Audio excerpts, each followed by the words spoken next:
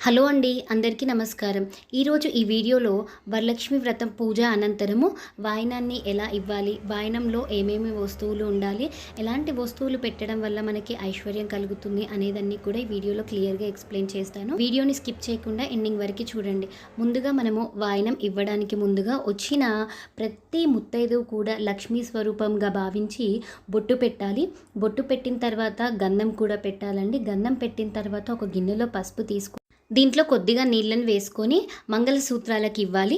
మరొక గిన్నెలో పసుపు తీసుకొని దాంట్లో నీళ్లు పోసుకున్న తర్వాత అది కాలికి పెట్టాలండి. కొంతమంది మంగళసూత్రాలకి పొడి పసుపుని ఇస్తున్నారు, అలా ఎప్పుడు కూడా ఇవ్వకూడదు. అలాగే మంగళసూత్రాలకి ఇచ్చే పసుపు, కాళ్ళకి రాసే పసుపు రెండు కూడా వేరుగా ఉండాలి. ఇలా ఇచ్చిన తర్వాత వాళ్ళకి తలలో పెట్టుకోవడానికి ఒక పువ్వుని ఇవ్వాలి, లేదంటే పూలదండ వీలుంటే పూలదండని ఇవ్వచ్చు. తెల్ల పూలు కానివ్వండి, ఎర్రటి పూలు ఏవైనా కూడా ఇవ్వచ్చు. ఇప్పుడు మనం వాయినంగా ఇవ్వడానికి 2 జాకెట్ ముక్కలను తీసుకోవాలండి.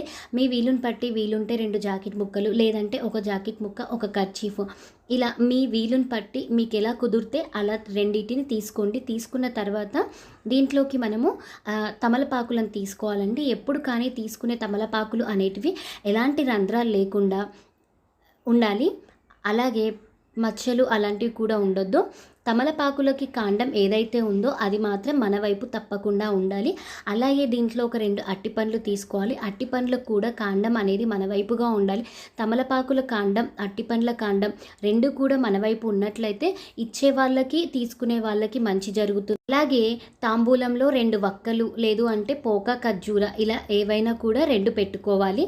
దీంతో పాటుగా ఒక 2 పసుపు కొమ్ములు వీలుంటే పెట్టుకోండి, లేదంటే కొంతమంది పసుపు కొమ్ములు ఇవ్వరండి. ఇక్కడ పసుపు కుంకుమ ప్యాకెట్ కూడా పెట్టుకోవాలి. దాంతోపాటుగా ఒక 2 పూలను పెట్టుకోవాలి.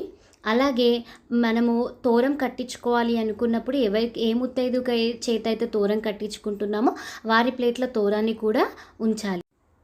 దీంతో పాటుగా ₹1 బిల్లను కూడా పెట్టాలండి. కొంతమంది రూపాయి బిల్లను పెట్టరు, కానీ ₹1 బిల్లను కూడా పెట్టాలి.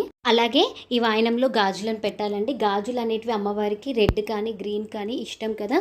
సో రెడ్, గ్రీన్, ఎల్లో ఈ 3 కలర్లలో ఏదైనా కూడా తీసుకొని పెట్టండి. వీలున్నంత వరకు గాజులు అనేటివి ఇలా కొంచెం చీటి డిజైన్ ఉన్న గాజులను ప్రిఫర్ చేయండి.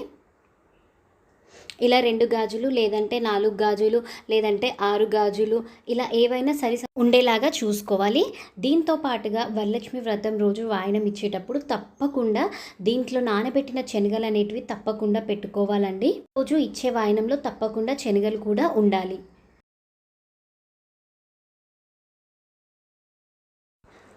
వాయనం ఇచ్చేటప్పుడు ఇవన్నీ కూడా మనం వాయనంలో పెట్టి ఇవ్వాలి.